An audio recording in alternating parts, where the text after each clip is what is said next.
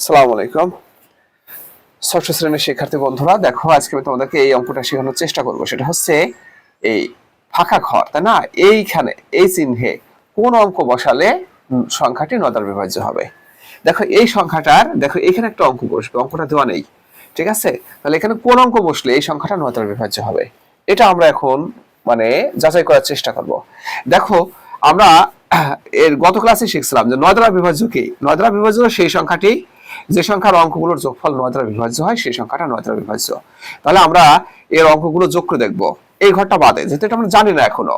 দেখি 5 + 4 + 7 + 2 + 3 কত হয়। দেখো 5 × 4 = 9, 9 আর 7 16, 16 16 17 18, 18 19 20 21, 21 হয়।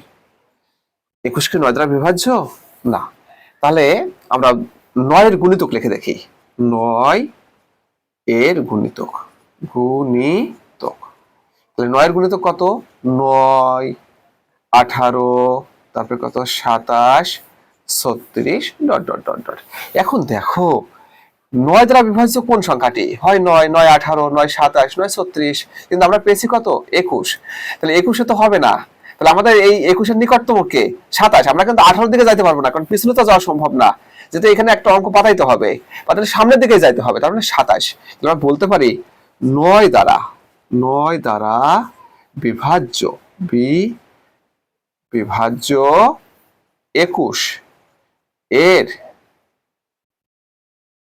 নিকটতম, 21 এর নিকটতম সংখ্যা কত?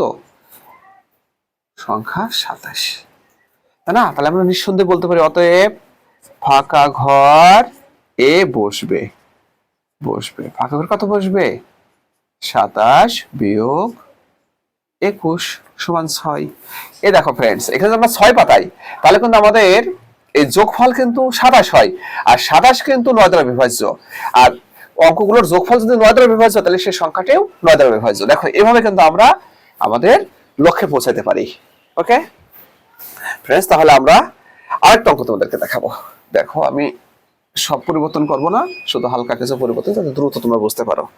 দেখো তোমাদের বইতে আছে কত?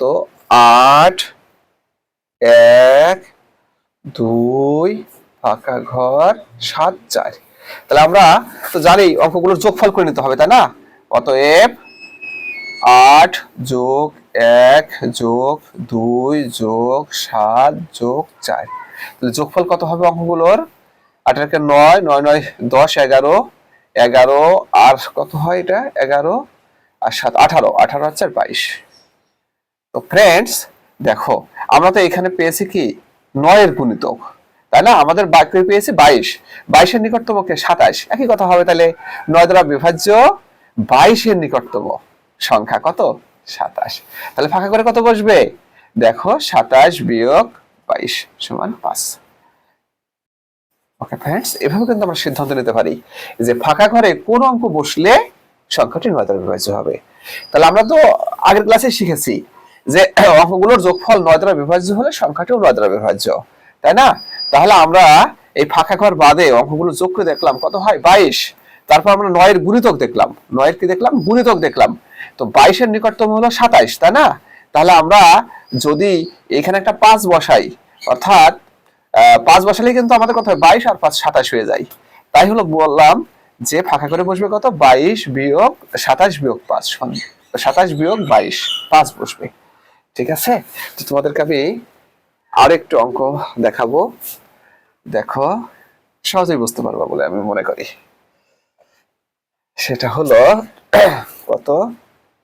দেখো 4 1 5 7, প্রথম ফাঁকা ঘর, তাই না? ফাঁকা ঘর 4 1 5 7 5 7 8। তাহলে অঙ্কগুলো যোগ করে দেখি আমি। 4 + 1 + 5 + 7 + 8, তাহলে কত হয়? 15 20 20 20 20 21, 21 আর 4 কত হবে? 25। এটাও কিন্তু একই অঙ্ক হয়ে গেল। তার মানে 9 দ্বারা বিভাজ্য 25-এর নিকটতম, 25-এর নিকটতম কোন, তখন দেখো 7ই 87 আছে, তাহলে ফাঁকা করে কত বসবে? 27 বিয়োগ 25 সমান 2 বসবে। ওকে ফ্রেন্ডস, তো সবাইকে অসংখ্য ধন্যবাদ।